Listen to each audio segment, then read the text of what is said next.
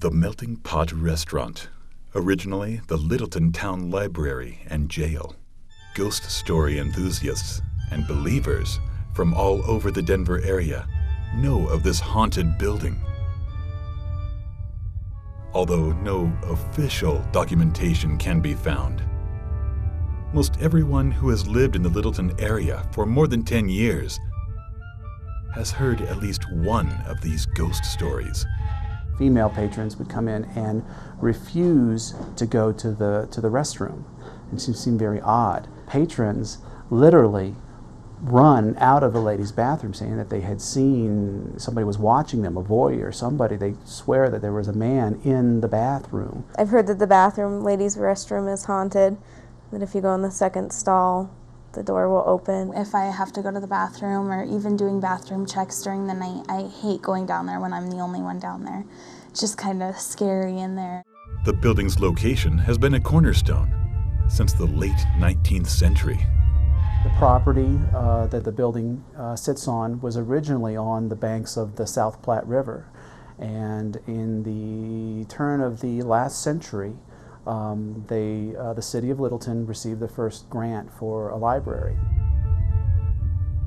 This present structure was conceived in 1896 through the effort of the Littleton Women's Club, who hired J.J.B. Benedict, Colorado's most famous architect of the time, to design the structure, which was built to house the facilities of the Littleton Public Library. Benedict had a flair for the neoclassical look. He also had a keen interest in the occult, apparently, and brought back from Europe some manuscripts that were dated back to the witch-burning eras in Europe. It is told that the young girls who worked in the library were caught red-handed by the head librarian, conducting black ceremonies, trying to contact spirits of long ago.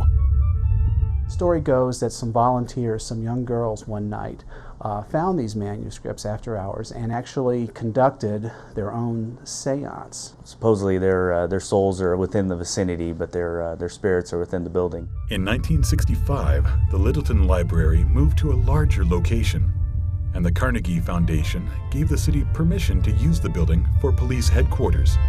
In the mid-1900s, the city of Littleton decided to expand the library, so they moved out of the building. And soon after, the police department moved into the building. So this was the police department complete with jail cells. It was during this time that a prisoner escaped from his cell and killed an officer.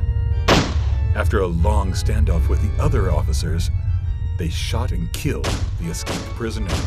Finally, a little bit after midnight, one of the officers was able to get off 3 rounds and kill the convict. It was like made national news on the whole, the whole incident. They say that the spirit of this convict is still in the mechanical room.